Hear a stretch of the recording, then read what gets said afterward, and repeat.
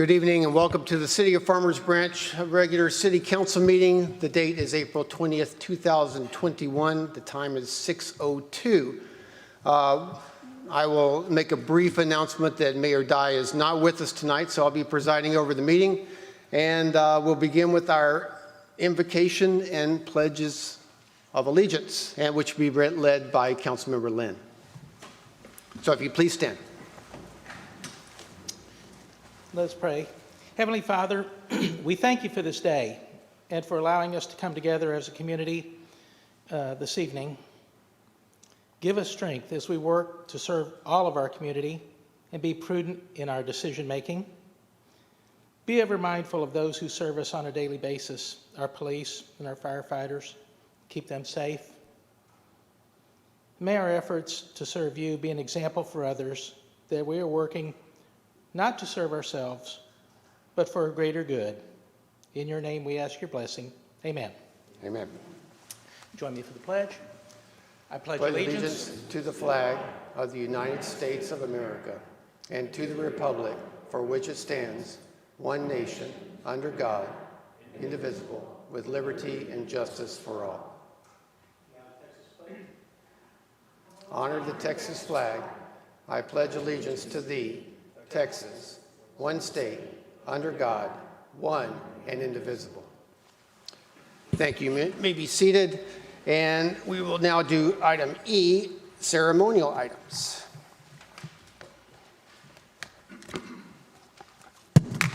Sorry.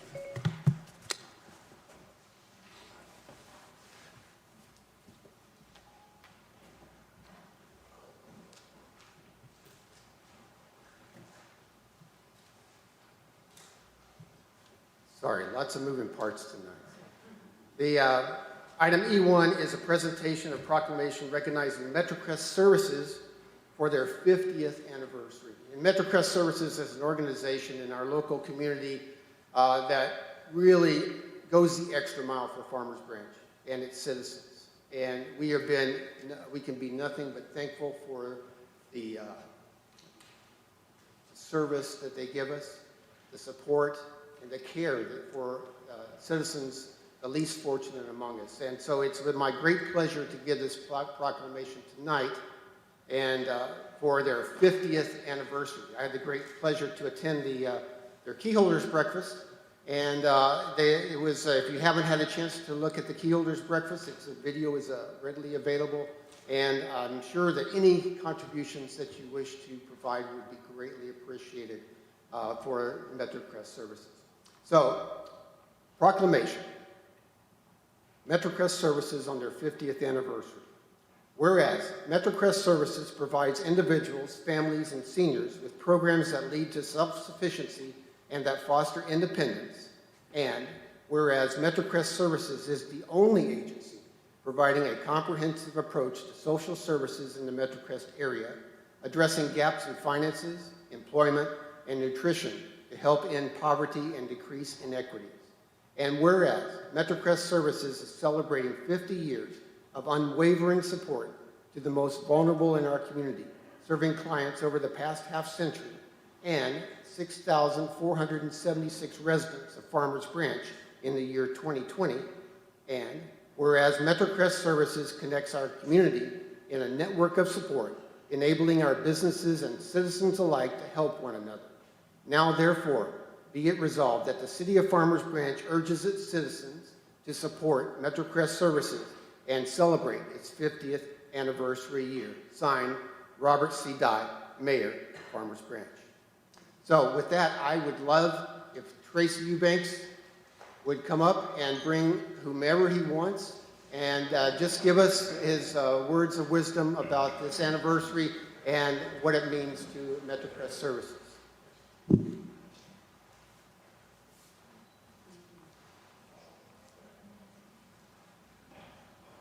Anybody wants to come up? Come on up.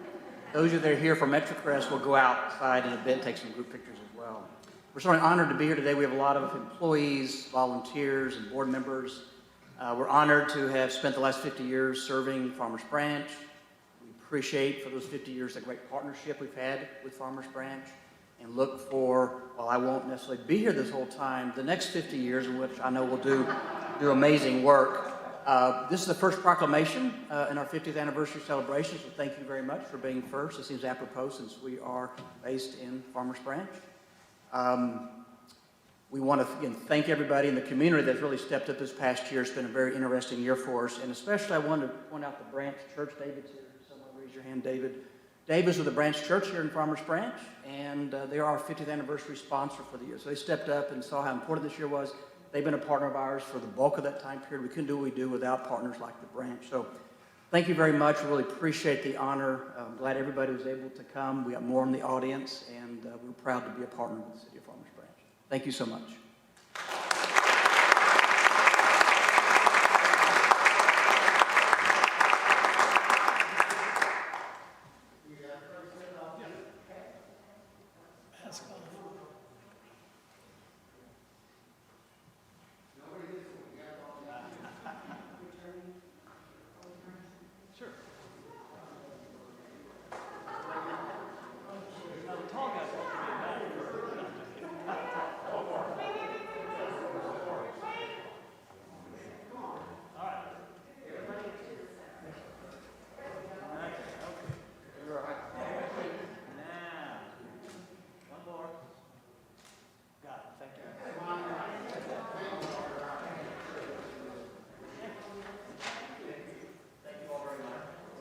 Round of applause for Metrocrest service.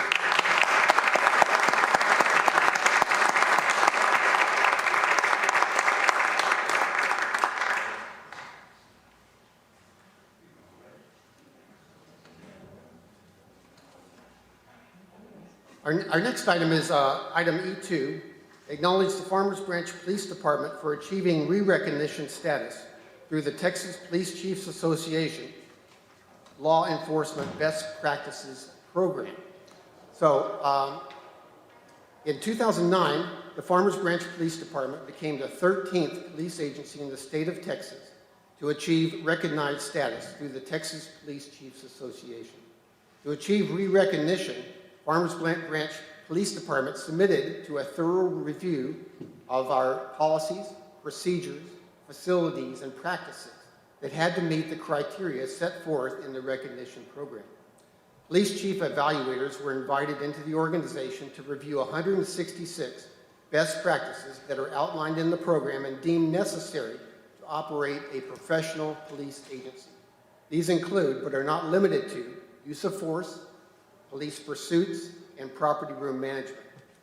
Having met or exceeded all of the best practices of the Farmers Branch Police Department, all of the best practices, the Farmers Branch Police Department was re-recognized effective March the 4th, 2021 through 2025.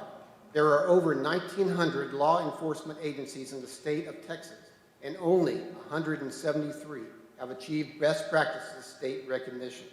And tonight we have the Addison Police Chief, Paul Spencer, with us to recognize the re-recognition and present the certificate to the Farmers Branch Police Department. So if Chief Spencer, the show is yours. Thank you. Honorable Mayor and Council and the citizens of Farmers Branch. My name is Paul Spencer. I am the Chief of Police in Addison, and I am honored this evening to represent the Texas Police Chiefs Association and the Best Practices Program. The Texas Police Chiefs Association is made up of over 400 professional chiefs throughout the state who are dedicated to improving the delivery of quality police services. I am here this evening to present Farmers Branch Police Department with their certificate of re-recognition for continuing to maintain their compliance with Texas law enforcement's best practices and for law enforcement for the past 4 years. In 2006, the Texas Police Chiefs Association developed an accreditation program for Texas law enforcement. Many of you know about their accreditation programs for schools, universities, and hospitals. They are all programs of professional excellence and require proof of compliance with a set of professional standards. Ours is very similar. It is a voluntary program where agencies must prove they meet or exceed 166 difficult standards. The standards are based on Texas law, Texas court decisions, and contemporary best practices as identified by the Texas Police Chiefs Association. This program has become the new gold standard for professional law enforcement in Texas, and agencies across the state are working diligently to meet these requirements. Again, as stated, in 2009, the Farmers Branch Police Department became the 13th agency in the state of Texas to be recognized. Since that time, the agency has submitted annual reports that were reviewed to ensure they continue to meet the standards and continue to provide the citizens of Farmers Branch with effective police service. In February of this year, 2 trained assessors, chiefs and command officers from other parts of our state spent 2 days conducting another assessment for the Farmers Branch Police Department.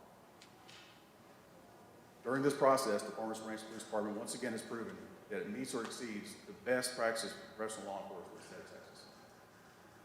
Of the over 1,900 law enforcement agencies in Texas, only 173 agencies have achieved recognized status, and only 107 have been re-recognized. The certificate we present this evening is symbolic, and while it's clearly a mark of professional excellence, the real value of the program is the process that they must complete to receive the certificate.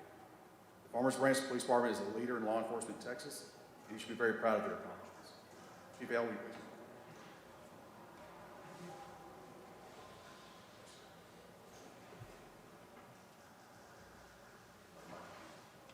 Please accept my congratulations to your team.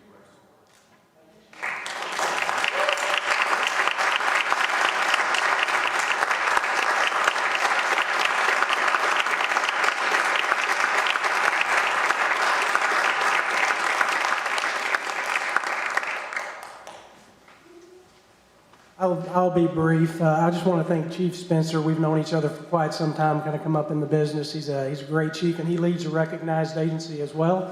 He's going to go back through this process this coming year, and so any help you need, we're glad to help you out. I just want to say a few things. I'm grateful to the Texas Police Chiefs Association for putting this program together. It really it makes us look internally at our organization, and as everybody knows, that's run a business of any sort, sometimes you don't see everything you need to see. Well, this helps. I have third parties come into our organization, look to make sure that we're doing everything that we need to do to be a professional police organization. So we're grateful for all the work that went into that. But it goes without saying, I've got my team back here, and I want to give some special recognition to Deputy Chief Eric Stokes. He was my program manager last year, and he did such a great job. He ended up going from lieutenant to becoming one of my new deputy chiefs. And he made sure that we got here in this re-recognition, and he did a fantastic job. I also want to say thank you to all my officers, to my command staff, for working so hard on this and making sure that we meet this standard, because without them, I couldn't do it. They make a lot of things happen for me. So I'm grateful for them. Chief Spencer, thank you. Citizens of Farmers Branch, thank you so much for all the support that you give us. We've gone through some pretty difficult times over this past summer, and I will tell you the words of encouragement are so much appreciated. So thank you.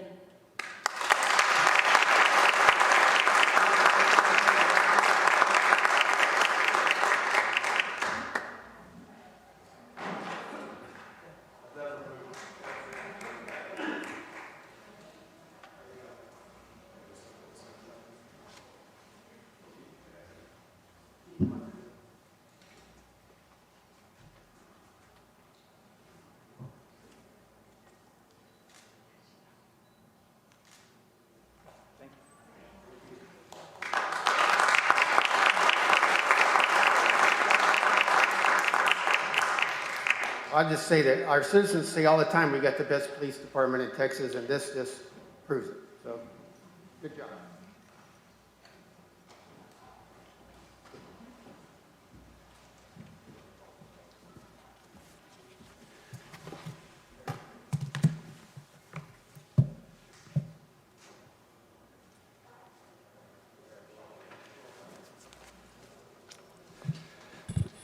Item F is our report on study session items, which will be led tonight by Councilmember Lynn. Terry. Thank you, Councilman. This afternoon, we had our study session at 4 o'clock. Mayor Pro Tem Norwood called the meeting to order. Regarding item A1, which was to discuss regular agenda items, Councilman Norwood brought up a question about item J5, which was appointing a new board member, since he is retiring off of the City Council next month, to the Trinity River Authority Board. And so there was discussion about that. We'll take action on that here momentarily. I asked to have items I-2, 3, 6, 7, and 8 moved to the regular agenda so we could have a little more discussion about them and receive a update from our facilities director. There's a lot of money that's at stake in approving that, and so I just wanted to get a recap on it. Item A2 was to receive an update from our state representative, Julie Johnson. She did this a little later in the meeting, but I'm going to cover it now. So Representative Johnson talked about the state budget and what was coming up this week in regards to the budget. That was one item. Healthcare policy and trying to possibly fund a permanent medical health facility in Dallas County. There was a mention of lobbying efforts by cities, and Representative Johnson cites the need to have, for cities to have the ability to have a lobbying presence in Austin. She also supports local control, which is something that's very important to every local government. One item that was discussed, and probably the most important item that was discussed, was in regards to sales tax and a revision to the way sales tax is going to be handled, possibly out of this session. And this will have a devastating impact for many communities throughout the state, certainly in Farmers Branch, where we have lots of businesses that send items elsewhere.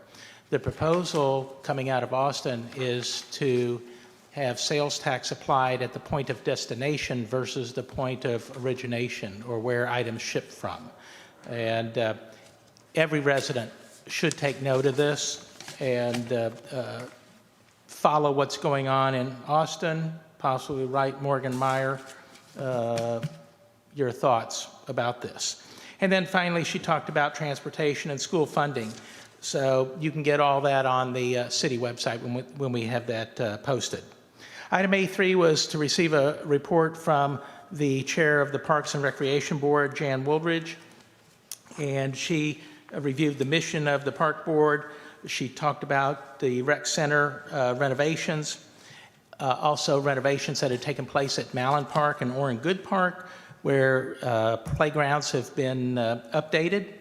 And then she talked briefly about special events such as Denton Drive Live, some of the awards that the Park Department has received, the ice rink, the new Christmas lights at various locations throughout the city. Item A4 was to discuss future agenda items. And Councilwoman Rentana wanted to have a discussion regarding a board and commission process and how, I guess, members on those committees will be selected. And then I brought up police compensation study and wanting to have a discussion in regards to how we are, what our competitive nature is in the marketplace in terms of trying to attract police officers and fill the positions that we have. And so that, Mayor Pro Tem, is my report on study session items. Thank you, Councilmember Lynn. Item G is Mayor and City Manager's reports on items of community interest. And Mr. Cox. Thank you. Early voting began on Monday at early polling locations across the state, including the Mansfield Library. The hours are 8 a.m. to 5 p.m. Early voting will continue through April the 27th. In 2019, only 9.9% of Dallas County's registered voters cast ballots, so please do your part and vote. Starting Monday, the City of Farmers Branch Community Recreation Center will reopen its first floor following a major 5-month renovation. Our Park and Rec team has been working hard to get it ready. They will host a ribbon-cutting ceremony Monday at 6 p.m., and Mayor Dye will perform the first lift in the new space. April is National Volunteer Month, and our local Red Cross will celebrate by hosting a blood drive at the Community Recreation Center Thursday, April the 22nd from 9 a.m. until 3 p.m. Donors usually need just 1 hour to donate 1 pint. Schedule your appointment by visiting redcrossblood.org or call 1-800-733-2767. Fish and Fun returns to Farmers Branch this Saturday. It's a free introduction to fishing for children 16 and younger, one line per child. Prizes will be awarded. Join the fun from 8 to 11 a.m. at Gussie Field Waterworth Park near City Hall. The City of Farmers Branch still needs volunteers who are registered voters interested in serving the community. Applications are now being accepted for candidates to serve on a city board or commission, including the Sustainability Board, the Park and Rec Board, and the Zoning Board of Adjustments. The application deadline is May the 1st. Learn more at fbboards.com or call 972-919-2515. Due to popular demand, the city has reopened the pilot program for residents who want to use a garbage cart for solid waste collection. The program will offer garbage cart collection service through September the 30th at a one-time cost of $76. For more information, contact the city at 972-919-1408 or email Renee Esses. Our police department is in partnership with the DEA will host the annual Drug Take Back Day this Saturday, April the 24th. It is one of several strategies to reduce prescription drug abuse and diversion. It's designed for safe disposal of prescription and over-the-counter drugs, including opioids. Other items accepted include pet medicines and vitamins.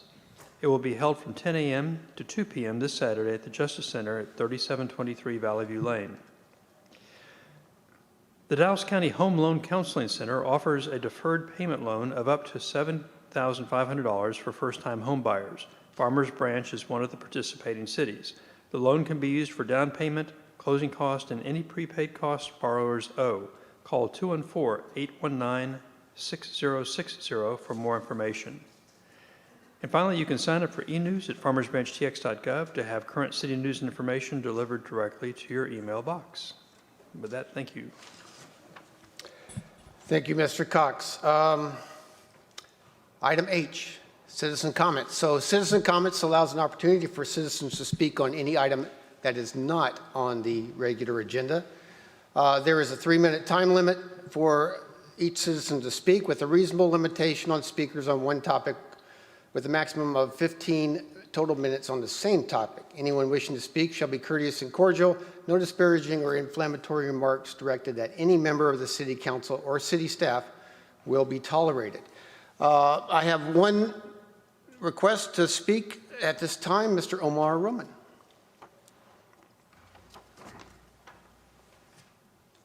Name and address, please.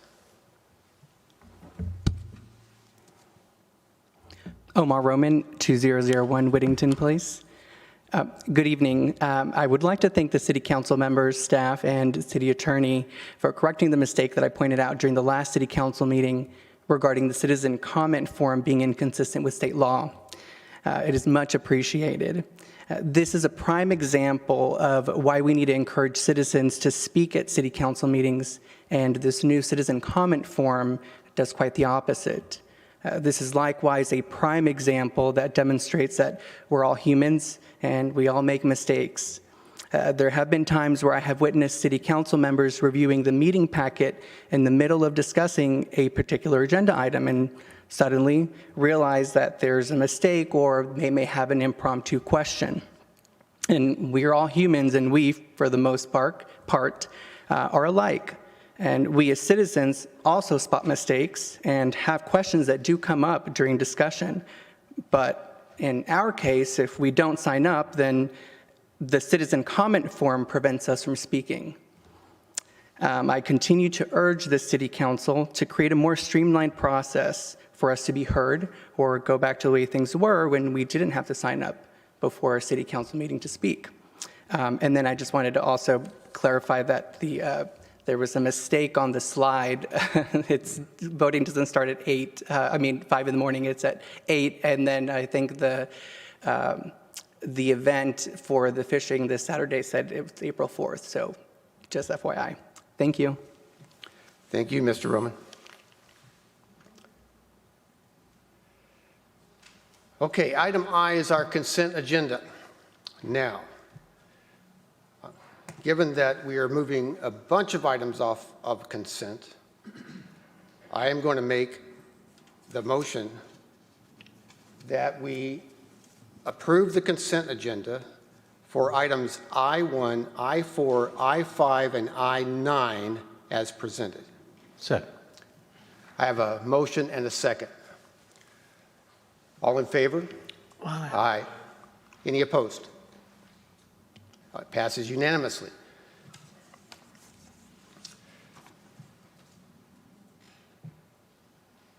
Item J is our regular agenda items. What I'm going to do is put all the consent items at the tail end, unless everybody wants to do them now. So I'm going to do that, and that way it's continued on our regular list, and we have people out here waiting to speak. So item J1, receive an update regarding economic development. Ms. Cook.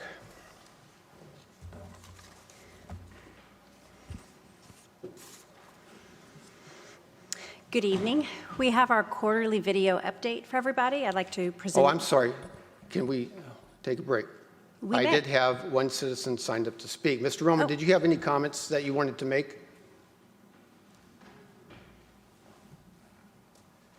Lack of practice here.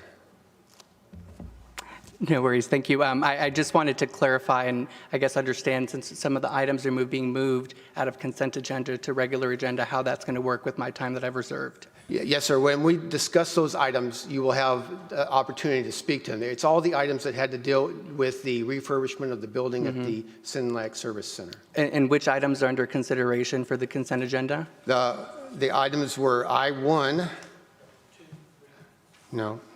For consent, we approved I1, I4, I5, and I9.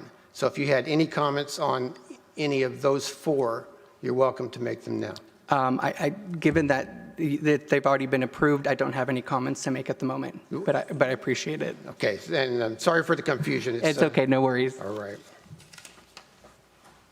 All right, Ms. Cook, you're up.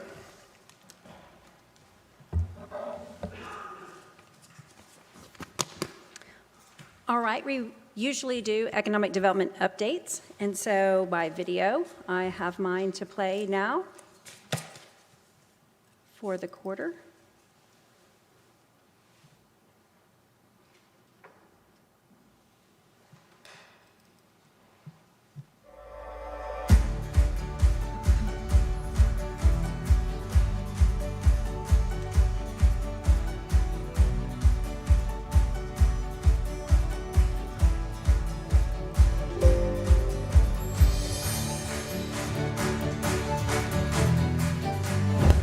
Hello everyone and welcome to the Farmers Branch Economic Development Update for the first quarter of 2021. I'm Jeff Brady, coming to you today from Cox Field, one of many hosting the prestigious Dallas International Girls Cup. Now this premier tournament has been a mainstay here in North Texas since 2012, attracting top talent from all over the country, all of whom stay right here in Farmers Branch hotels. Now, last year was admittedly a struggle for the entire hospitality industry, but your Farmers Branch Economic Development and Tourism team is working hard to get 2021 back on track, and keeping this tournament here in town is a step in the right direction. The 10th annual Dallas International Girls Cup runs from the end of March through Easter weekend, and this year attracted 132 of the best girls teams from across the U.S. The Dallas International Girls Cup is the largest, most competitive international soccer tournament in the U.S. This year, the tournament is taking place for the 10th time. We took a little break last year, but this year we came back like stronger than ever. Next year we have our international teams back. We have already like 25 teams on the wait list. And next year we hope to expand the tournament to 180 teams, which means more room nights, more income, more revenue for the great city of Farmers Branch. The teams, their coaches, families, and supporters represent more than 1,000 room nights in Farmers Branch hotels during the 5-day tournament, generating more than $100,000 in gross hotel revenue. They come back year after year because of how the Farmers Branch tourism team rolls out the red carpet.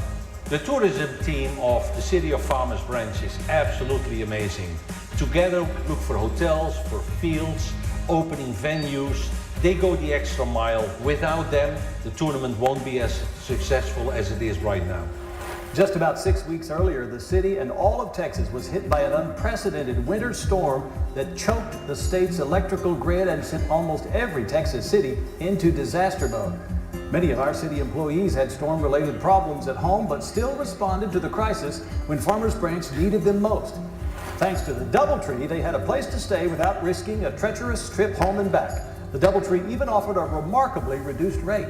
We were very glad to take care of some first responders and some guests that are crucial to our city to take care of the city things. So that included fire, rescue, and also police, as well as I think some city workers that needed a place to stay. So we were very glad to be able to offer those rooms to our guests. They do so much for this hotel. They do so much for our community. How could you not get them to stay with us? Another bright spot for 2021, the first restaurant opened at the Shops at Mustang Station. Starwood Cafe began its traditional breakfast and lunch service in February, part of a local family-owned restaurant group with more than a dozen other DFW locations.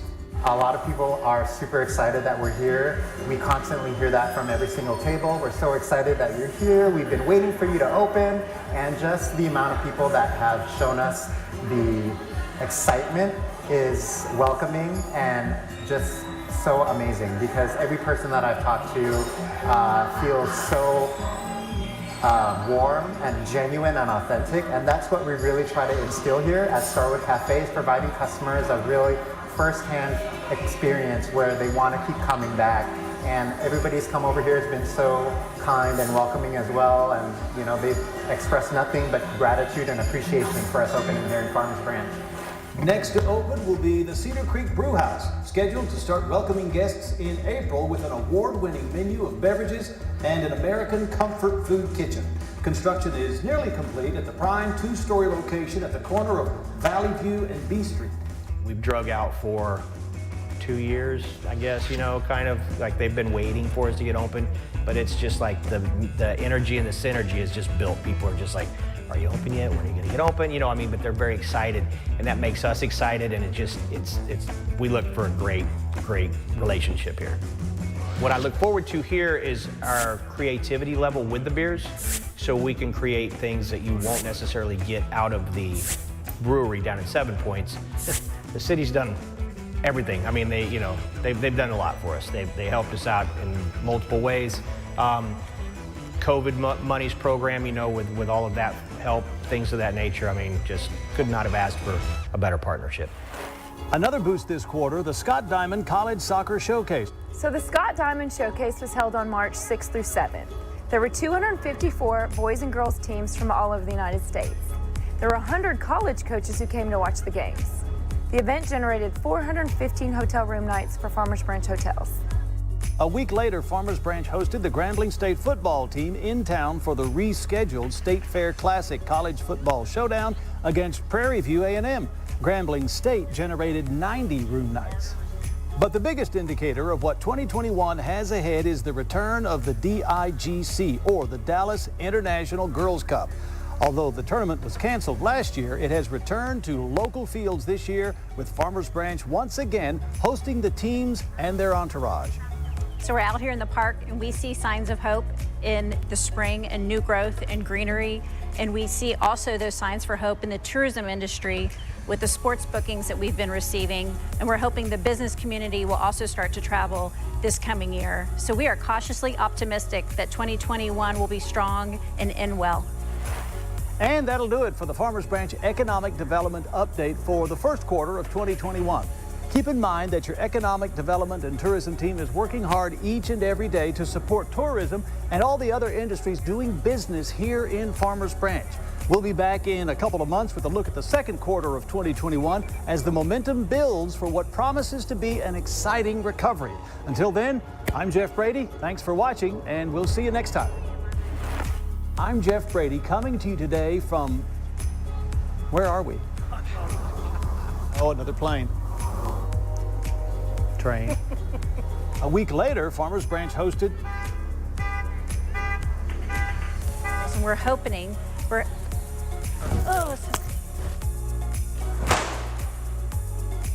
Three, you ready? Oh, now I got the dollars. Yeah. Does the term snake bit mean anything?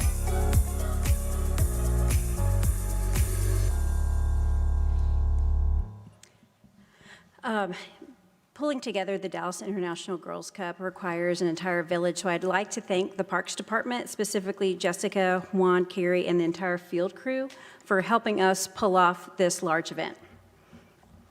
Thank you, Allison. Always look forward to the outtakes. We do too. We do too. Does anybody have any questions for Allison on the economic update? Job well done.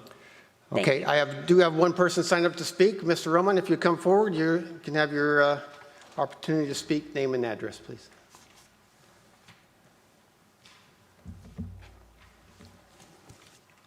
Omar Roman, 2001 Whittington Place. I just had one question. As we're looking forward and still sort of dealing with this pandemic, are we able to go sort of full steam ahead as we did before the pandemic, or are we still sort of limited in our ability to be able to do things and attract, people to come for events and, businesses to come here? I just was curious about that. Thank you. Thank you. Allison, can you answer that? So the sports market has been traveling quite well, and we're excited that the sports market has a lot of bookings within soccer and whatnot. The business community has not had the same amount of bookings as sports market. So, but Texas is always wide open for business, and we are looking forward to more businesses coming and doing trainings and helping our hotels be full. Great, thank you very much. Item J2, receive an update from the Dallas Medical Center, and I think I saw Dr. Garza back there.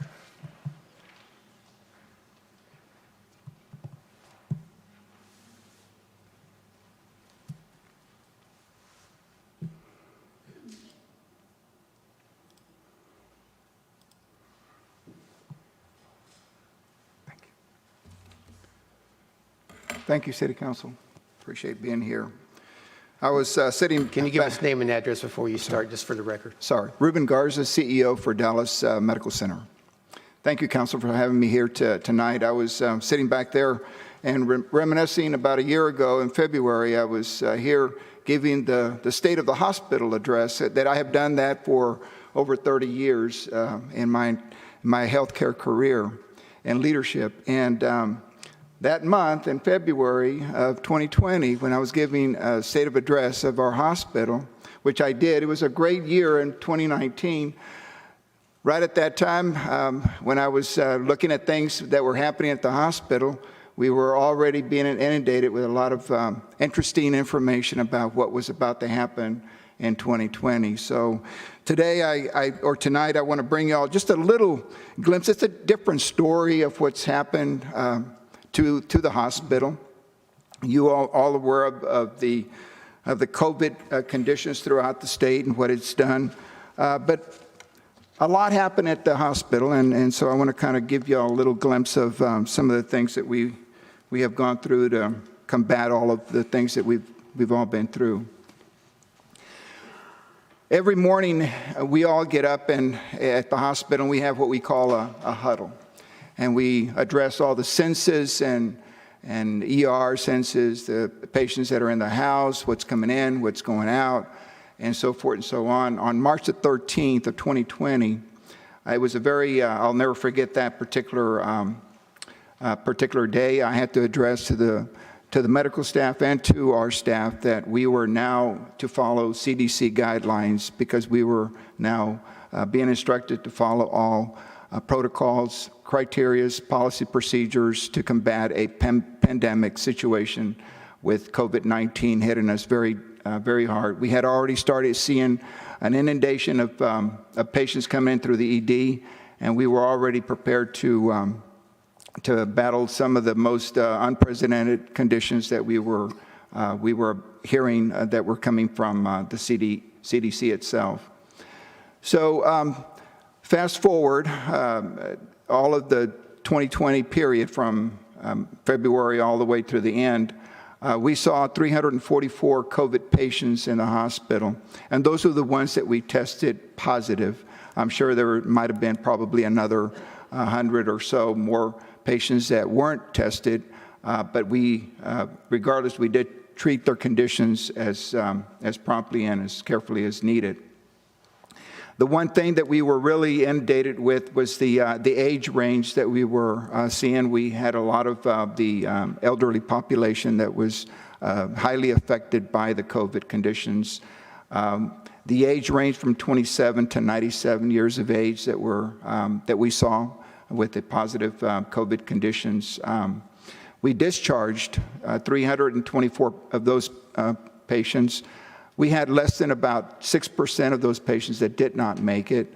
They came in with a lot of comorbidity conditions, a lot of very serious multifaceted, multi-organ conditions that it was very difficult for them to maintain and fight through their illness. The service that were mostly impacted, as you all might have probably heard in the news, was the ER. It was pretty much like a ghost town. Nobody wanted to come to the ER. They were afraid that COVID was all over the ER. But that was a place that obviously it was a refuge and a place to go and get treated if you did have signs and symptoms of the COVID-19. Dallas Medical Center is it's considered a surgical hospital. It's always been that for quite some time. And obviously, if our surgical cases decline, it devastates the financial burden on the hospital. We did see a 37% decline in surgeries. Our cath lab also saw a 48%, which was pretty significant from 2019. The acuity of our patients became very severe, and like I said earlier, it was a multifaceted of multiple conditions that were coming in. Probably the one that I saw the most, our dialysis procedures almost went up as 80% from 2019. Many of the COVID cases that we had affected the kidneys, and so we had never seen that many number of dialysis treatments that we did at the hospital. With all of that impacting the hospital, obviously our financials were affected. The one area that I guess everybody heard about, it was the effect that our employees, our nurses, our lab people, our radiology, our respiratory therapists, all of those individuals, we did as much as we could to protect them from the COVID, from the conditions that were already before us. Some of those that ended up having been exposed to COVID-19, at that time CDC was implementing a 14 quarantine day, and that really took a big toll on the hospital. Obviously, we needed the staff at the hospital, but when you're looking at 14 days that they can't even come close to the hospital, that really devastated our workforce. There was also a nationwide shortage of medical personnel that were really created by everybody. Everybody was, pretty much luring as many individuals that they could from one hospital to the other, offering high pay salaries, high pay hourly rates, bonuses that were being offered, and unprecedented numbers that I have never seen before in my entire career. That was a challenge for all of us, but we made it through. As you all know, the PPEs, which is the protective personal equipment, that became a very costly factor. And you can see here on the slides, the N95 mask, what we normally typically paid 86 cents for a mask, we were paying $2.91 for a mask. That's how just ridiculous the cost of the N95s was. 10,000 or more of those masks were used all of 2020, and we continue to do that. We had a Prime Healthcare, who owns Dallas Medical Center, had acquired a good number of PPE from China, and and the shipment that was sent over here was confiscated by the government. they took it away from us, and actually it was parked for 3 months. So we were quite concerned that we weren't going to have enough for all the hospitals, but fortunately other systems were helping each other out, and we were able to maintain the supply. But we did pay a good amount of money for the supply that were handed over to us. As I said, the simple masks we these things right here, we're paying 5 cents. They went up as high as 75 cents each. We have used 14,000 or more of those the entire 2020. The overalls, the covers, we hardly ever use them. We probably use 2,500 or 3,000 of those, and they cost in the range of $3.28 each. One of the things that really became very alarming to all of us was the medications that were being used. We have a contract, fortunately, with pharmaceutical companies, and that really helped us a great deal in maintaining the cost of each of those medications. However, the usage was paramount. I mean, we ended up using 400% of our medications throughout the 2020 period, and that became a very expensive endeavor that we had to overcome. One of the saddest things that we had to endure was the fact that we had to restrict the access to the hospital. I know the loved ones that had patients in the hospital became a very difficult thing to watch and feel. There was just a great deal of sensitivity from our staff, not allowing their loved ones to see their individuals, their family members in the hospital. But we had to do it because of the protections of our staff, our patients, and of course the public as well. We continue to screen, we screened and we continue to screen the employees and the patients, and we do provide and have provided the fresh masks for all of the employees and the patients. One of the things that we immediately implemented was the drive-up rapid testing. So far we've tested 1,400 people. We've also now kind of increased that into the PCR, which is a molecular testing, which is another 1,000. We are now also doing the monoclonal antibody therapy, and now offering both. And we're actually open now 24/7 for less than $100. And we've seen an increase in that, particularly those that are traveling internationally. So if any of y'all need to have your PCR test, come at any given time, and we can certainly provide. You can go by the emergency room, and we'll take care of that. We are now offering the COVID-19 vaccination to our community. We received 2,000 Moderna vaccines. We've also, we're partnering right now with the city Farmers Branch, EMS and firefighters. We're working on the logistics right now. We're going to be doing some in-home vaccinations, and so we're looking forward to that program. I think it's going to be a good outreach program for all of us. And we need to reach those individuals that are unable to go to the doctor's office and get vaccinated. So we'll get that quickly up and going. Wrapping things up, during the pandemic, we continue to certainly be cognizant of our responsibility to the community. We did give more than $22,000 to organizations, and you can see there the organizations that took advantage of the $22,000 that we gave.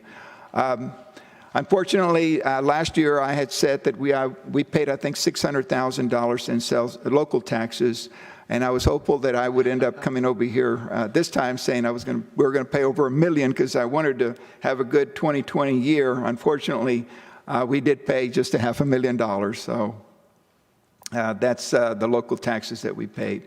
We did write off $1.8 million in charity, and that's one of the things that we've been seeing a great deal of in the emergency room, a lot of self-pay, a lot of individuals that just don't have insurance, so that's something that we're trying to overcome. All of that said, we did receive some excellence awards, recognition. We did receive 7 health grade recognitions awards in gynecological surgery excellence awards.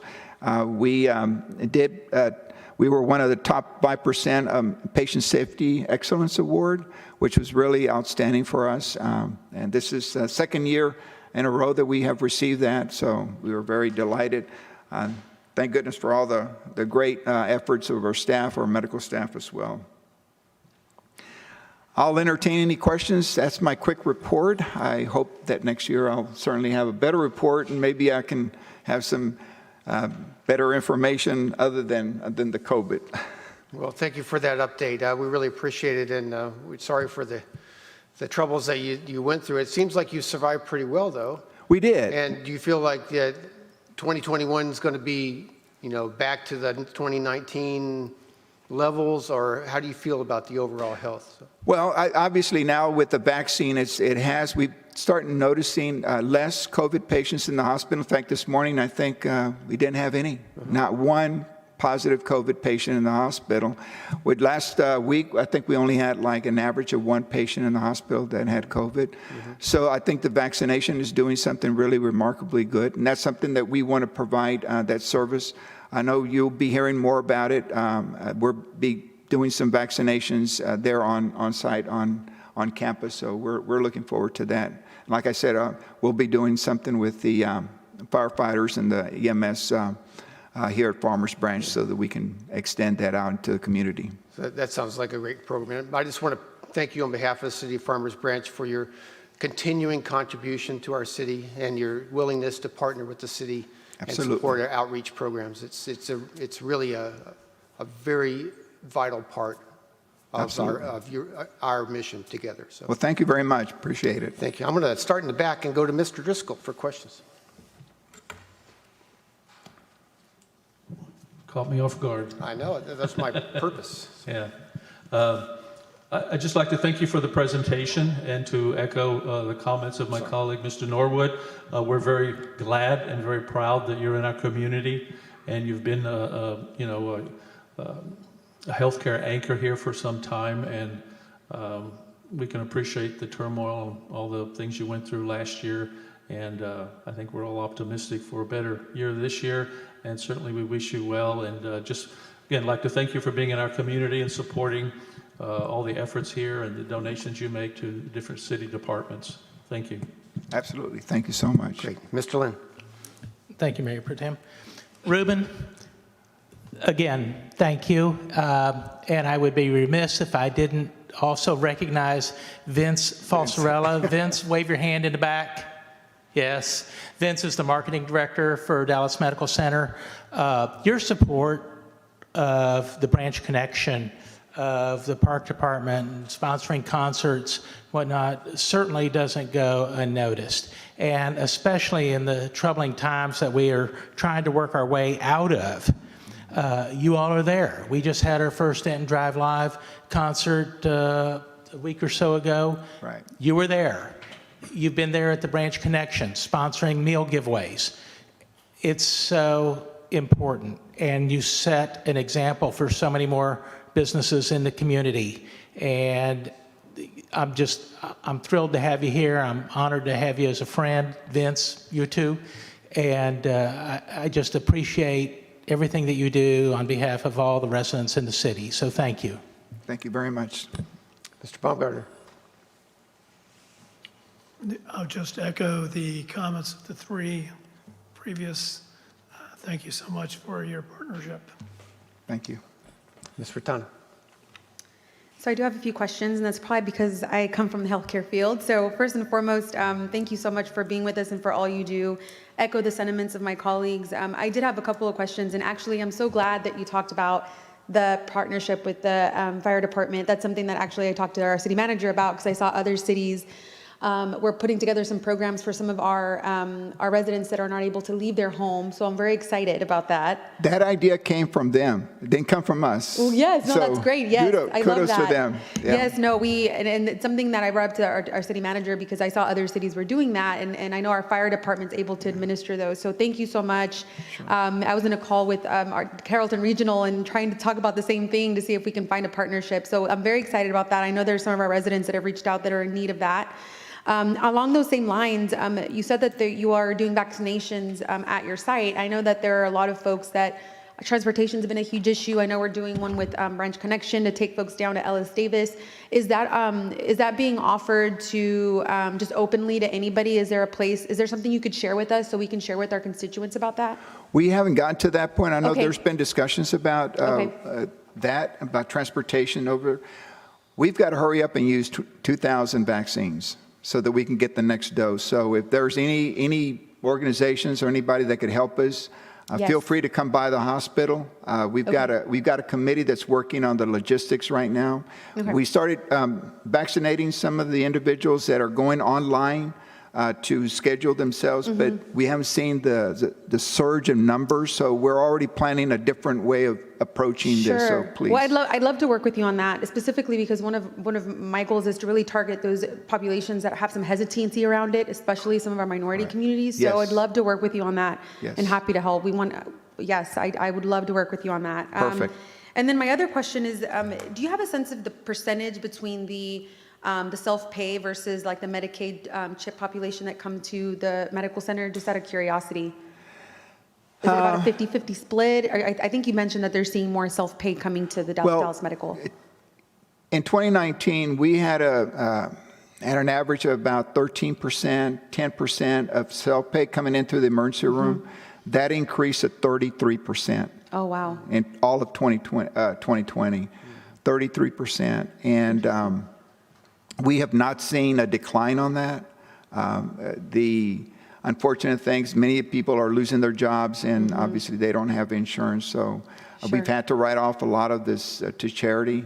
Sure. But we did notice it in 2020. It really increased. Sure. Interestingly enough, Farmers Branch really doesn't have a lot of self-pay. Well, I say it from the hospital world. Sure. From the emergency, we don't see that. We do see a lot of insurance and all that, but we did really see that an influx tremendously. Sure, definitely. Well, I'd love to work with you offline too, because I feel like one of the things we're seeing is that a lot of individuals are now able to qualify for those things like CHIP and Medicaid, but they're not applying for them, and I think they just don't know what they don't know. So I think being able to ensure that they have health care before they come to your hospital to ensure that they have a means to pay. But thank you for your philanthropic dollars. I know that helps a lot for some of our families, so I appreciate that. Absolutely. Well, great. Well, thank you so much for your time. You're and all welcome. that you do. Thank you. And please join us on our meetings. And Yes. he's got it now. I look forward to hearing from Vince. He's got it. Yes, thank you so much. Absolutely. If you bear with us, we do have one citizen signed up to speak, Mr. Omar Roman. You can come forward now if you have any questions for Dr. Garza. Name and address. Omar Roman, 2001 Whittington Place. I don't have any questions. I just wanted to reserve my right to speak, but thank you for everything that you do. Okay, thank you for that update. We really appreciate it. Look forward to seeing you next year. Absolutely. Item J3, receive an update from Metrocrest Services. Mr. Williamson.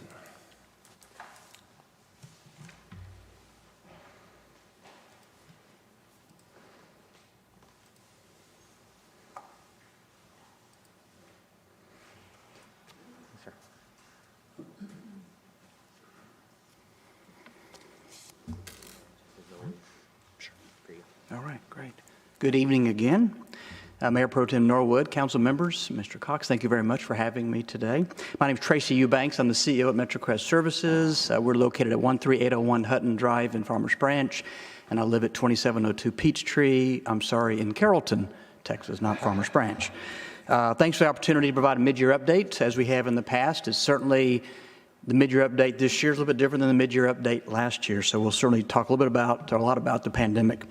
I always like to make absolutely sure that we remind you and ourselves about what our mission is. It's easy in a pandemic crisis type environment to get off track. And so our mission at Metrocrest has always been and will be to make sure that our programs we have in place are there to help families in our community lead self-sufficient lives and are independent. Our core values are all about treating people, all of us, with dignity and respect, to be a great place to work and to be a wonderful place for volunteers who we rely on mightily. Since you did provide us kindly a proclamation for our 50 years, I did throw that slide in of 50 years of events for Metrocrest. Started in 1971 as the Truth House. I was not involved back then, but we were a crash pad for teens at that time, and hired the first staff member in 77, opened the Pantry in 86, opened the thrift store in 82. A lot of people know us for the Pantry, but certainly we've done a lot more than that over the years. Senior Adult Services got in the transportation business in 2000 to help seniors get to the doctor and the grocery store. Our first real disaster we thought would be our biggest disaster was Katrina, which really forced the organization to grow up and to begin to take on programs they had not previously experienced. 2013, by the time I started, we merged two organizations, Metrocrest Social Services at that time and Senior Adult Services into one. And then, of course, we have our anniversary today. So thank you very much for helping us celebrate this year. This was not necessarily the 50th anniversary year we were expecting, but we're going to make the most of it. And as you can see from the parties that I added, a pandemic won't deter a good party when it comes to Metrocrest services. So we had a great key order breakfast recently. Thank you for referencing that and those of you that are able to attend. And the videos are online to watch if you'd like to see that. Thank you, Deputy Mayor Pro Tem Ratana, for sharing your story via video and that of your mother. That was very kind of you. And this year we have a large volunteer appreciation event coming up soon. We are going to have a party at Three Nations Brewery in August, a community picnic in September, and then we'll culminate the 50 years with a gala in October, which we believe will be in person with hundreds of people, we hope, without a mask, but we shall see. So in terms of our model, I talked about our mission and our goal of making sure that we're helping folks move toward independence and self-sufficiency. And this just kind of illustrates all the different components of what we do, from food pantry to emergency financial assistance. Those two areas certainly were abundant this past year. We do a lot of financial coaching. We help people find jobs. We have seasonal programs like summer feeding programs, holiday programs, and of course helping our seniors, whether it be with transportation, home delivered meals, home repair, and and pay rent. A lot of our seniors are at the risk of losing their place of their home or their apartment because of inability to pay. Demographic-wise, we won't go into a lot of detail here. That is for the period, it says October 19 to September 21. Well, obviously, we're not quite to September 21, so September 2020 is what I believe that would be. Typically, in a given year pre-pandemic, about 44% of those that we serve are under the age of 18. That dropped to about 37% during this past rolling 12 months. And primarily that's because we had a lot of adults coming to us who lost jobs. A lot more adults coming in, singles that were coming in that we had not met before. I believe the stat is 60% of those that came to us last year were new to Metrocrest, and most of them new to asking for help. Just a couple things before I get into the Farmers Branch specific stats. Just an overview of Metrocrest. I don't have this on the slide, but I wanted just to make sure you kind of knew what was going on. We did immediately move our services from a come in the lobby, meet a caseworker face-to-face approach to phone and video. And so that's been going on since last April, and it's worked pretty effectively. We were very hesitant about it. We love the interaction, having people, kids in the office. There's some advantage to that. We want to get back to that, but we were able to make the phone and video work for us. And our food pantry, if you've been to our place, you see we operate in a parking lot out back now. We did not have the capacity to safely bring people through our pantry anymore. So what was 40 families a day grew to 240 families a day, and so we moved that out to the parking lot, and we've kind of adjusted. So if you can come by, just drive around back one day, you'll see this beautiful container that's air-conditioned with an awning that allows us to serve our clients, but also give some comfort to our volunteers. And we actually were one of the businesses in town that hired people. We're still hiring people. We've grown our staff. Oh, let me go back one there. So in terms of Farmers Branch, and one other stat I'll throw out real quickly is last year, the biggest thing that we had to focus on was making sure people stay housed. So we spent about $3.6 million on housing this past year, which was a 1,063% increase over the prior year. And so because of the generosity of the community, individuals, businesses, our city partners, availability of CARES funds and other types of funding, we're able to say yes to families that had a need for rental assistance. So thank you very much for your help in that. So in terms of Farmers Branch specifically, I think this was referenced in the proclamation earlier, but we did serve, since March of 2020, almost 6,500 Farmers Branch residents received services, so a significant increase over the prior year. From a housing perspective, we provided 544 months over the last 12 months to Farmers Branch families at a cost of about $500,000, obviously a large increase, 743%. Food insecurity, obviously our pantry is always busy, but certainly now it's been exceptionally busy. About 6,000 Farmers Branch residents receiving nutritious food. One of the things that changed for us was not just the number of people coming to see us, but the frequency.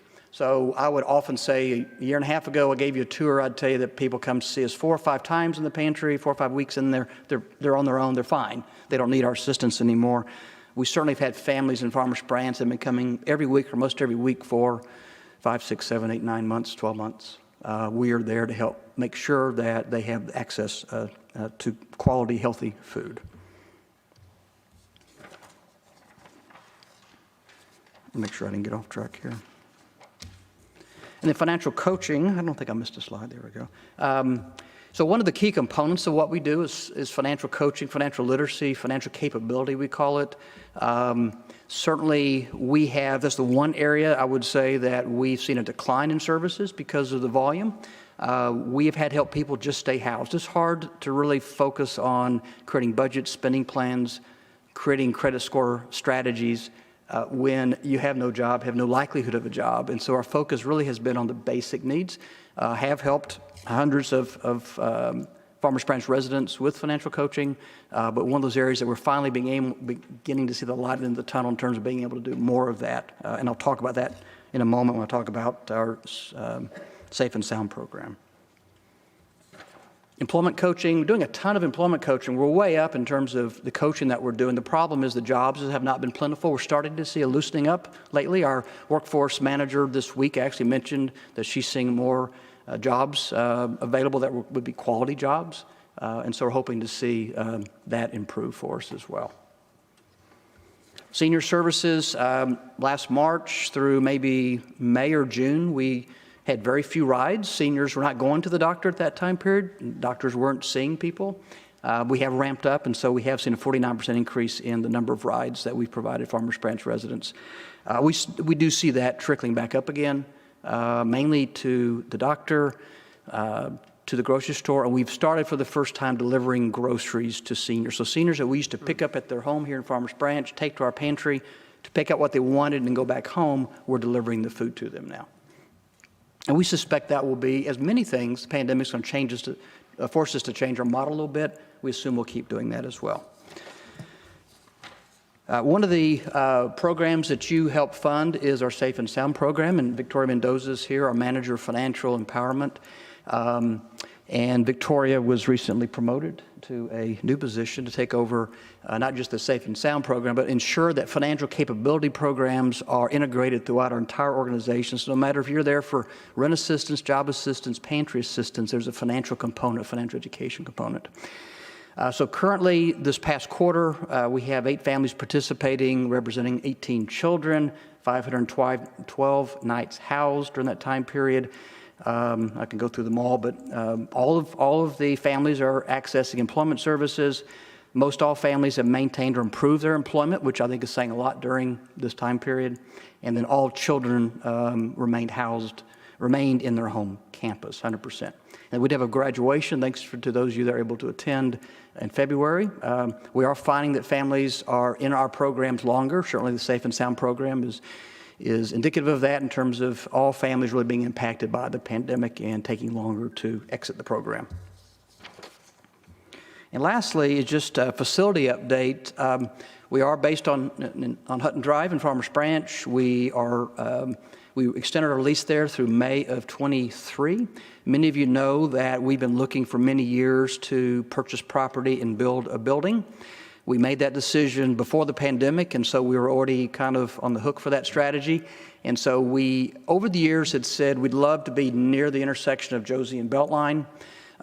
If you look at our client heat map, that is where, probably 40% of our clients could walk to that intersection. So that is an area that we wanted to be. If you know where we are on the other side of 35, obviously, we don't have many clients over there.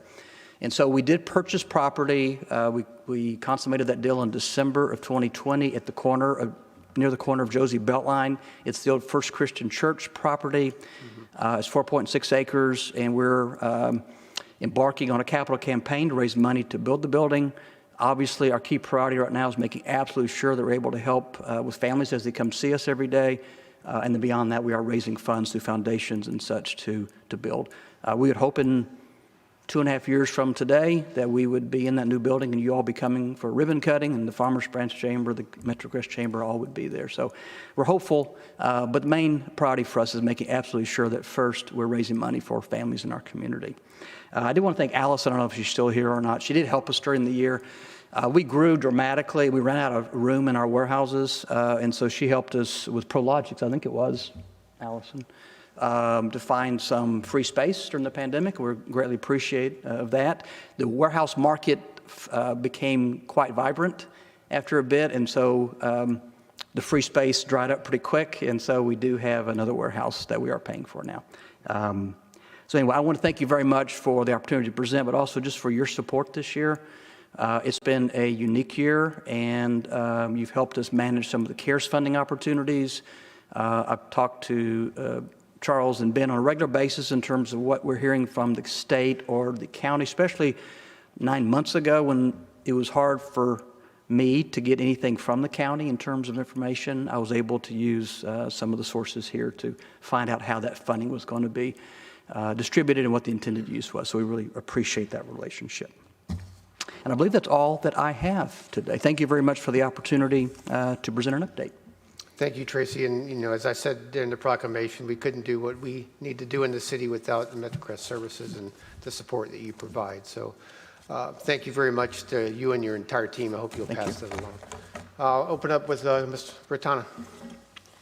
Thank you so much, Tracy. And I echo the sentiments that Mayor Pro Tem Norwood advised regarding just trying to give to Metrocrest. For those that are listening, I'm a huge fan. They helped my family when I was in need growing up, and so it's a very vital resource for our families. And one thing that I don't know if many know, that most cities have community development departments that handle the type of things, the type of work that Metrocrest does. And so the fact that we have this organization that does so much, not just food pantry, but all the different services. And I'm so excited about the financial coaching, and congratulations for your certification and all that you're doing. But just want to thank you all. And one thing too is that, you know, one of the things that we see is that the needs are not going to go away anytime soon. And it's just a ripple effect that's happening. And so I know that, you know, staff is has done a great job to try to find opportunities, and I think we'll continue to do so, especially if we get more federal funding coming through, to see how we can help you all in this regard. So thank you all so much. No, thank you. Mr. Baumgartner. Again, I would just echo Crestall's comments. You do great work, and if the city were to try to do this on our own, it would be undoable on our current budget, or anything around that. So thank you so much. Thank you, sir. Mr. Lynn. Tracy, thank you. As always, you serve the city of Farmers Branch well as the other communities, and we appreciate that. I am personally looking forward to seeing some of these numbers, some of the numbers decrease as folks get weaned off some of the programs and return to the workforce and are able to be self-sufficient in that regard. So thanks for continuing to work with them, as always. Appreciate it. Thank you for the comments. Mr. Driscoll. Yes, Tracy, I'd also like to just thank you for all the hard work you and all your staff have done over the years, and especially in the last 15 months or so. It's greatly appreciated, and you're a real asset for our community. I'm particularly impressed with your financial coaching program, and coming out of the finance world, I'd like to meet with you in future, just have coffee with you and learn more about that, and see if I could maybe help in some way. Okay. And I was also very impressed with your Safe and Sound Housing Empowerment Program.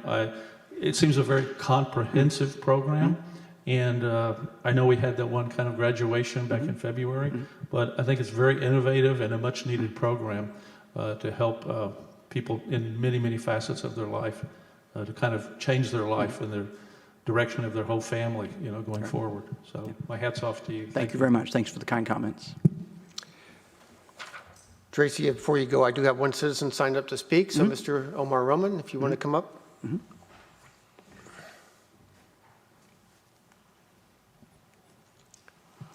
Omar Roman, 2001 Whittington Place. I don't have anything to contribute at this time. I just wanted to reserve my right to speak, but thank you so much for all the work that you do. Okay, thank you. Thank you, Tracy, for all that Metrocrest does. Item J4, consider adopting ordinance number 3685, granting a franchise to Encore Electric Delivery Company, LLC, for the term of 20 years to provide electric utility services within the city of Farmers Branch and provide for compensation for the use of the city's right-of-way. Mr. Roach. Good evening, Mayor Pro Tem and members of City Council. John Roach, Public Works. The item before you is a new franchise agreement with Encore Electric, as the current franchise with Encore expires at the end of this month. The term of the new franchise is 20 years. The franchise agreement at its core basically authorizes Encore Electric to continue to operate in the city's rights-of-way and provides for compensation for such use. We have two representatives from Encore with us tonight, Keita Hobbs, Encore Area Manager, and Macy Lamb, Manager of Encore Regulatory External Affairs.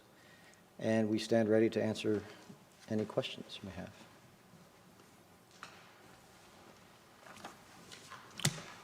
Thank you, Mr. Roach. So one of the questions that I had was that I understand this is, we have this 20-year agreement. Is it even possible for another electric provider to be considered, given Encore's infrastructure that already exists in our city? Technically, it's possible because this is a non-exclusive agreement. Macy, correct me if I'm wrong. Is it likely to happen? Is it a practical matter? But yes, somebody could come in and try to arrange a similar franchise agreement with the city. Okay. And can you give us an idea of what the average annual franchise fee is? I read the document, Yeah. but I'm trying to pull it out. Yeah, Sherelle did a great job pulling numbers together for last year. It was about $2.1 million. Okay. On the franchise fee factor itself, and the smaller item for discretionary services was about $15,000. It's a very small item. Okay. So is there any other presentation other than, okay, so I will open it to Mr. Lynn. Thank you, Mayor Pro Tem. Who wants to answer my question? So I have a question. I tell you what, if you both would come up, you can both give me your name and address, and then whomever wants to take the question, that would be great. Good evening, Keita Hobbs, Area Manager, 1440 Josie Lane is where our office is. Okay, thank you. Macy Lamb, I'm Encore Regulatory Manager, and I'm in Dallas at our Woodall office. Okay, thank you very much. All right, so I'll ask Keita. Since we're really over a barrel here, and we can't opt out, so we're going to approve this thing tonight, I'm sure. I can't imagine that we wouldn't. But at the same time, you all have lots of utility easements throughout our city. We are not allowed to let our code enforcement officers walk on those easements. And there are homes that abut those easements, or there's areas behind homes where you've got a clear space that is supposed to be mowed and maintained. That is a homeowner's responsibility. So I am asking for consideration that you all grant the City of Farmers Branch an overall easement, or at least consider granting an overall easement to any utility easement that Encore maintains in the city, so we can get people to mow the green space located in those easements. They're supposed to be mowed and taken care of, and some of them are overgrown. You got trees growing up there, which you're not supposed to have trees in, and either people do not know that they're supposed to take care of them, don't care, know that they're not going to get in trouble with the city, so now we have to look for some other remedy to be able to address this issue. So I'm leaving you with that to consider and talk with your team, if you will. Yes, sir. Thank Definitely you. follow up. Anything else? Mr. Driscoll. I have no questions at this time. Thank you. Mr. Baumgartner. Yes, during the recent ice event where we had a number of shutdowns, were there any areas of weakness within the city of Farmers Branch that were identified that need to be reevaluated and, some effort to upgrade? And if so, what were those areas? So I can speak to, there were not any areas identified. We were simply in a load shedding event, and at that time, directed by ERCOT, we had to shed load significantly in specific areas that weren't basically excluded from the load shedding event. So to speak specifically to your question, no, sir, there were not. We just followed the practices that we basically had planned twice a year, evaluate that load shedding event plan, and we followed that. Okay, thank you. Yes, sir. Ms. Ratana. So one of my questions was a follow-up to that. First and foremost, Kita, thank you so much. I know you were inundated during the storm, and you were always willing to take messages, so thank you so much for all of your work. I know that you all are a small piece of the bigger picture when it comes to what happened during that time, and I know that the legislature is helping deal with that piece through ERCOT, but I guess, my question is, even most recently, we've had some outages and in some just scattered outages, and obviously we're not in a winter storm. So can you speak to kind of the why behind that? And one of the things I've been hearing is regarding just the messaging behind that. And, we're voting on this item around easements, but is there a connection to that? Is it lack of access? Why did we have those random outages recently? And what can we do to help mitigate that? And even just ensure that our residents are aware that it's happening.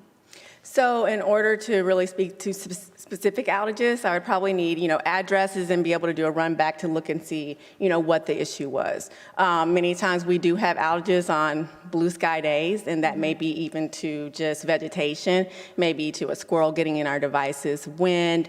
It could be a number of factors. So in order to be able to really narrow down those specific outages, I have no problem working with you just to look at, even if we do 2 years and just kind of look at what caused those outages, Yeah. I can definitely do that. One thing we do have, and hopefully, unfortunately, but at the same time, many became familiar with our system as far as the outage notification. And so there are many times when you sign up with us, via text or whatever it may be, we can proactively let you know when you're not at home, hey, you have an outage at home. And then also, this is when we see restoration time. But again, I'll definitely work with you specifically on locations just to see if we can get some answers and clarification on what was going on. Yeah, and I would love to work on some type of campaign for our residents, just above and beyond what we already do, because I know that some of our residents aren't really, tech savvy and whatnot, and so maybe just getting them registered, having some type of partnership to be able to do that. Because if it was random, that would have been one issue. But what I was seeing is just a number of blocks that were having outages just last week. And so I'd love to connect with you separately to talk through those and see what occurred. And really, one of the other things too is, on my west side, there have been so many accidents on Luna because the lights, we've been getting so much delays on these lights, and we hear for April, then now it's May, and so there have been a number of accidents. So if there's anything that we can do to help expedite that, it's Whittington and Mercer on Luna, we'd really appreciate it, just because the safety is now an issue, and even now at night, the lights aren't even on at all. So you're driving at 8, 9 o'clock at night, and there aren't even any lights between 635 and Whittington. So I know that you all cover a big space, so I appreciate your assistance, but those just keep getting delayed and really need those up and running. So let me speak to that. Thank you for your leadership and your communication. A couple of months back, I did confirm today with Mark as well as John Roach that we have completed that portion of our removal, and we're just waiting for communication to be removed from those poles, and then we'll remove those poles. So we are actually pretty much done, but apologize for the delays, but we definitely appreciate your communication and partnership. That's great news. I'll definitely, our residents in the West Side will be very excited about that. Yes, ma'am. Well, thank you so much. And if you have a more specific date, please feel free to communicate that with me so I can let them know as well. Definitely. Thank you so much. That's all I have, Mayor. Thank you. Thank you. Ms. Hobbs, Ms. Lamb, thank you so much for your time, and thank you for being here tonight. I do have one citizen signed up to speak, Mr. Omar Roman. You can come forward now.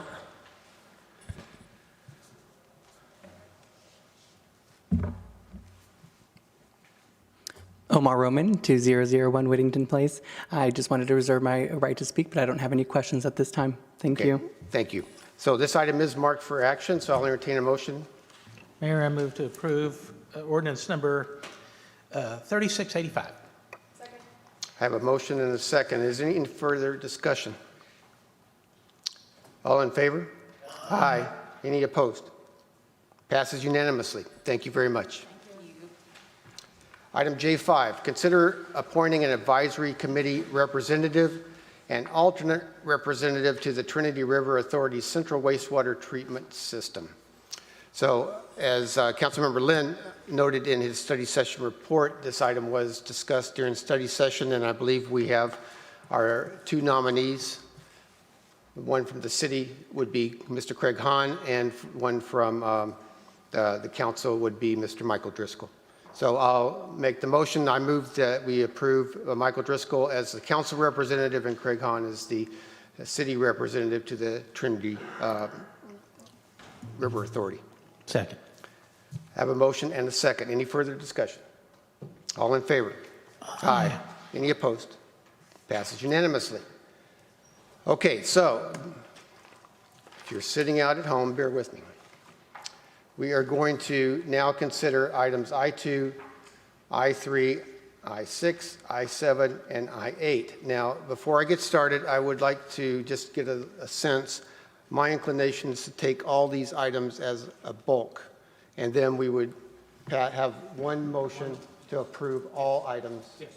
Okay, so I will now read into all these items into the record. So I2 was consider approving resolution number 2021-57, authorizing the city manager to purchase and install a 40 by 120 metal building at the Sinlac Support Center through the Texas Multiple Award Schedule program in the total amount of $74,057. I3, consider approving resolution 2021-58, authorizing the city manager to approve the electrical work at the Sinlac Support Center through the Buy Board Purchasing Cooperative in the amount of $95,800.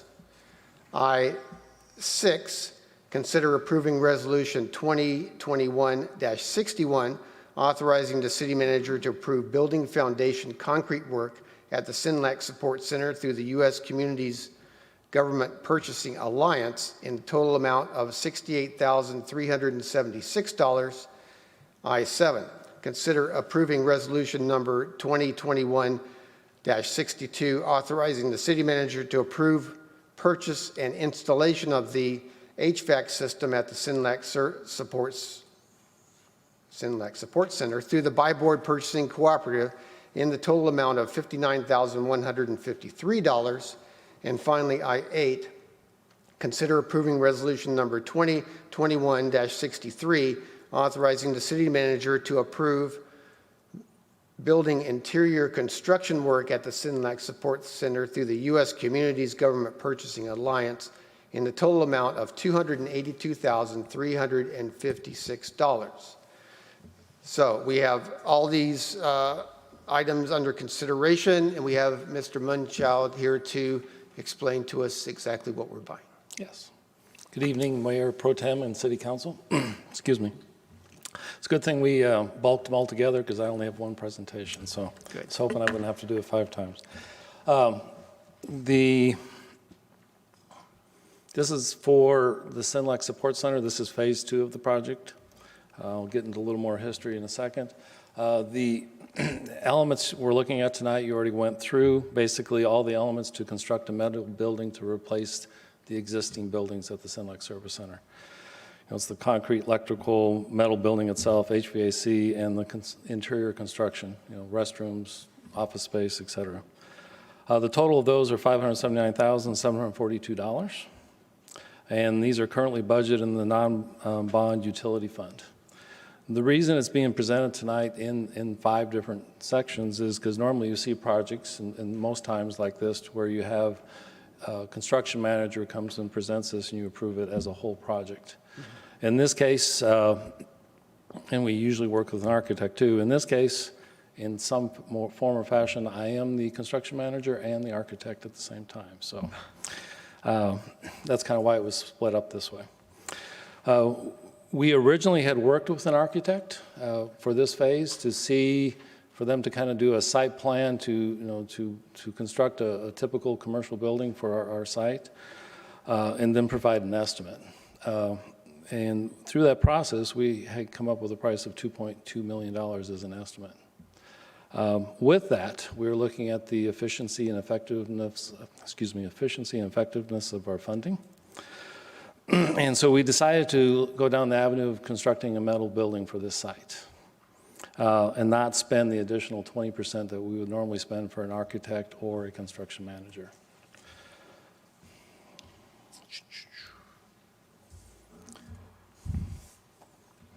So we're looking at the new metal building. Phase 1, just as a refresher, was the Keenan Service Center, which was completed in April of 2020. At that time, our fleet operations moved out of the Sinlac Support Center to the Keenan site. Phase 2, the Sinlac Support Center, a lot may ask, well, who's remaining? We actually have our field crews there, lots of vehicles, a street department, or street division, utilities, and the Parks and Recreation. So we've got probably about 70 people or more at that building.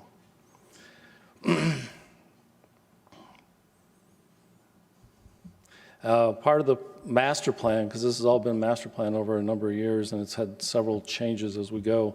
When we moved, the fleet operations moved out, the Public Works and Parks and Recreation Department moved into the former fleet bays, because part of the master plan is to have a storage and warm vehicle parking. So it was kind of like an opportunity to fit our master plan. Build a new building to replace the existing meeting and office space. Demo the old animal shelter and the main building. And construct an 8-foot masonry screen wall.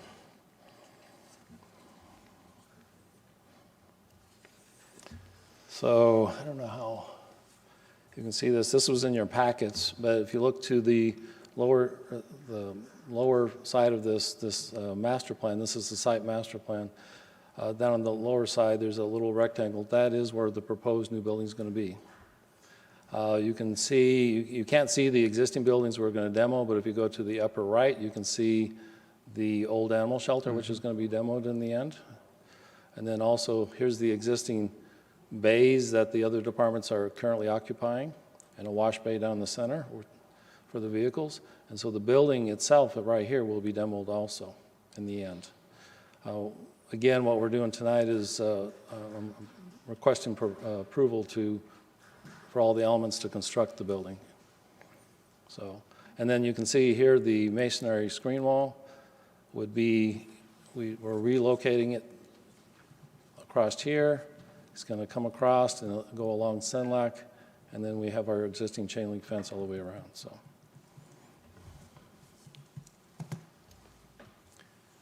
why is this needed? The existing building was built in 1967. There is asbestos in the building. The electrical is not up to code. During this latest cold snap, just to give you an idea, it's always been, since I've been here, because I used to be at the service center when I just had fleet, is I saw a need to have a generator because we have a fuel site there. I had a plan to put in a generator when I went to put it in. Hadn't bought it yet, but I went to put it in, and in order for me to do that, I had to bring the entire building up to code, which is a significant cost. So during that cold snap, what we had to do is we've got the fuel site alone. So when we lost power, that was our only diesel fuel site. And so we had to go in, and we've got hookups in the building with a small little generator just to power that fuel site. Couldn't leave it running all the time, so anytime somebody needed fuel, we had to go back and forth. So. Anyways, as far as bringing electrical up to code, that's really important. Building has heavy maintenance needs because of its age and use. Currently sits on top of a landfill, and we do have methane monitoring in the buildings. Basically, it's in need of renovation and also ADA compliance. And we're currently at the city, we're going through all our buildings year by year to evaluate the buildings. We just did the library, and we'll be doing a few more buildings next year. To make this building ADA compliance, especially with the restrooms, there is not enough space to do it. And it would be To do that and renovate it would be far more than what we're spending on the metal building, and that building will be in compliance. My recommendation and my belief is to approve this, and I feel it's in the best interest of the city for long term. And with that, is there any questions? Thank you, Mr. Munchauer. I have just a couple of points, and then I'm going to go to Mr. Lynn, who brought this item up to put it on regular agenda. So are we at any additional risk without having a construction manager? Are you confident that this project is of complexity that can be brought in without having an outside consultant? Yes, I am. Because all the metal building and everything's all going to, I am going to have the concrete slab engineer designed. It's not like won't have any of that technical experience. We're just not paying an architect. The building itself is one of those prefab design ones, but so it's already been engineered for its use. So, and then everything else is designed based on standards. So moving forward, this plan brings it in at approximately 1/4 of the cost of the original expectation. Yes. Would you consider the current bay structure substandard for our employees? Yes. And will the new building have a backup generator to avoid the situation you just described with the... It'd be in the future. At this point, the building is going to be electrically wired for that. You know what I'm saying? But right now, we do not have, it's not currently in... In this year's funding. This is a phased approach, so if next year, if we have funding, which is already planned, then that will be part of next year. And so it's in your Yes. plan yet to be approved in the next year's budget? Yes, Okay. thank you. Thank you. Mr. Lynn. Thank you. So obviously, when I read this on consent agenda, it's hard for us to remember all the decisions that we make, especially going back to budget. And seeing a $579,000 expense when I know that we are down 7 police officers, that just hit me in the face. And part of my job is to ensure that our public is safe. And but in my meeting yesterday with the city manager, he told me this is coming from funds that cannot be used for any other use other than to support what we're doing here. Yes. So, having said that, the new building's still going to sit on a landfill, correct? No, we did some, we're actually working, the entire site's classified as a landfill, but we've been working with a consultant. We're going to have to file with TCEQ. So where the building's currently we're proposing it to reside, we've done some core drills down to get, if there any trash or anything. There was slight evidence of residential, but it was more construction debris.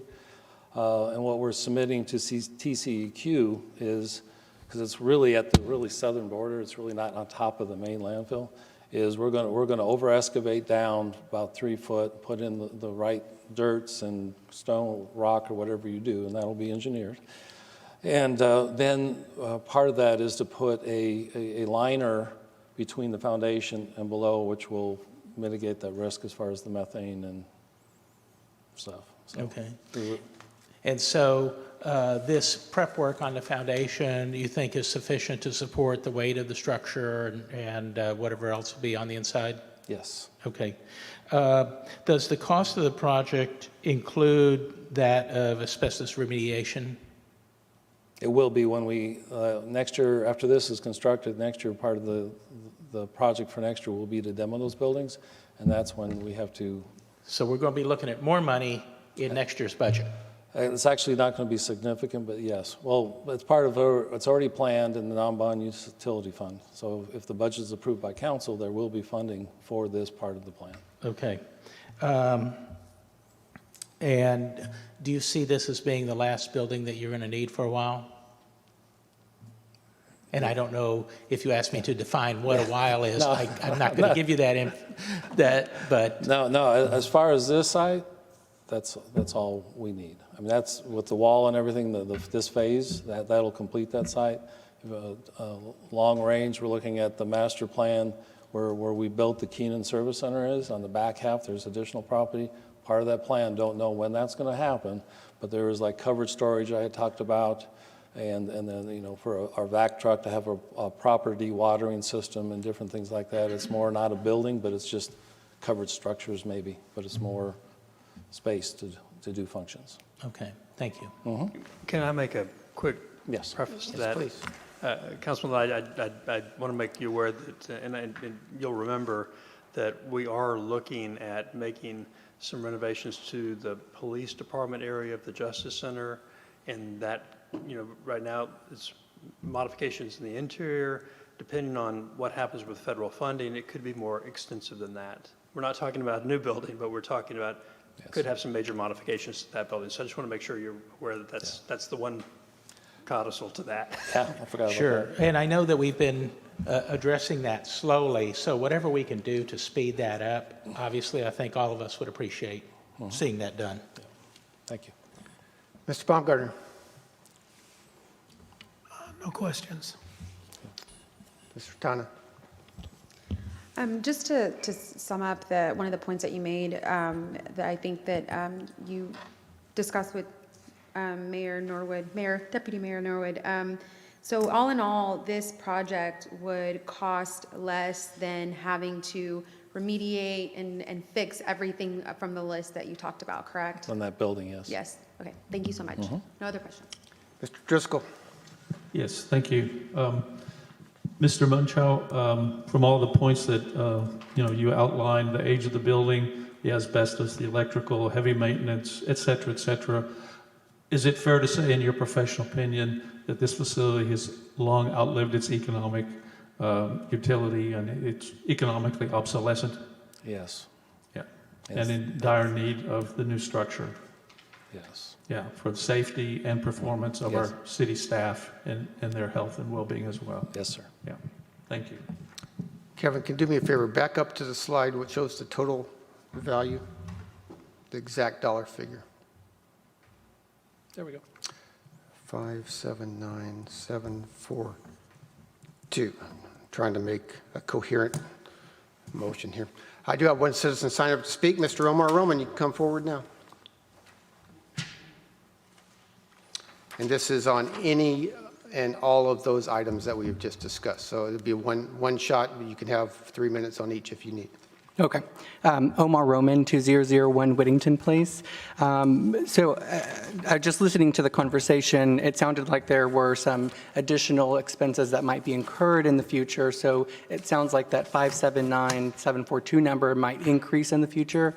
So I was just curious to know what additional expenses might be incurred in the future to get this project full going, up and running to where it needs to be, and then about what number we might be looking at in the future, so we have a comprehensive and holistic idea of what the expense is going to look like.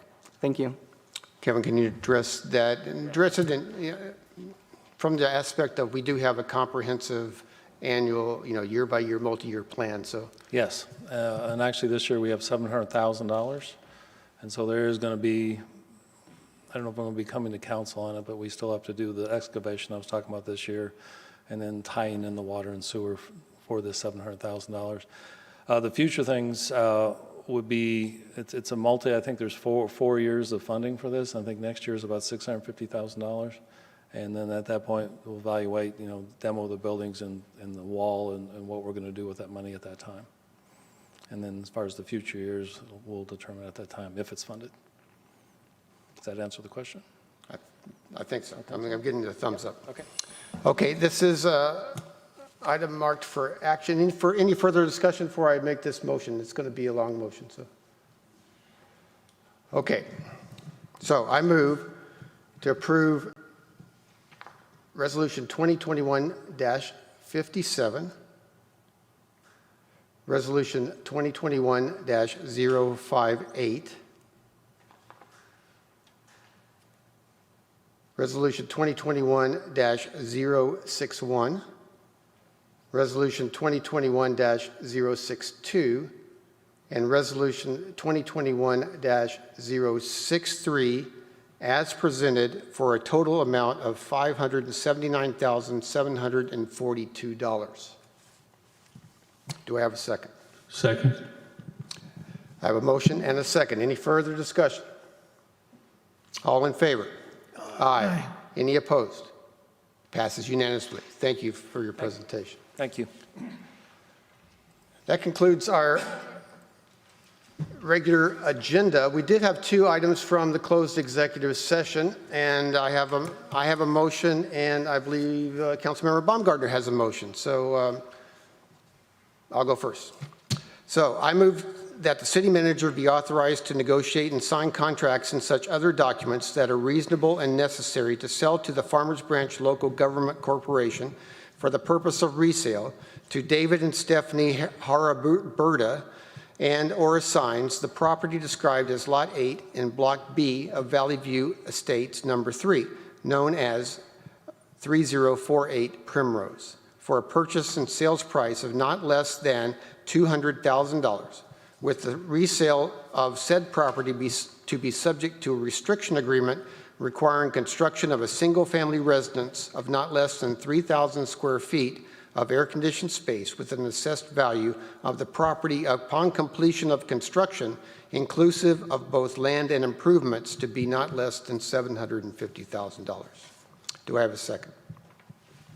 Second. I have a second. Councilmember Baumgartner, any further discussion? All in favor? Aye. Any opposed? Passes unanimously. Mr. Baumgartner. Yes, I move that the city manager be authorized to negotiate and sign contracts and other such documents that are reasonable and necessary to sell to the Farmers Branch Local Government Corporation for the purpose of resale to the Green Hill School, a 1.1125 plus or minus acre tract out of the NOAA Good Survey, abstract number 520, generally located at 3940 Spring Valley Road, for a purchase price and sales price of not less than $850,000. I have a motion. Do I have a second? Second. I have a motion and a second. Any further discussion? All in favor? Aye. Any opposed? Passes unanimously. Ladies and gentlemen, that concludes the City Council meeting for April the 20th, 2021. Thank you for attending, and we are adjourned.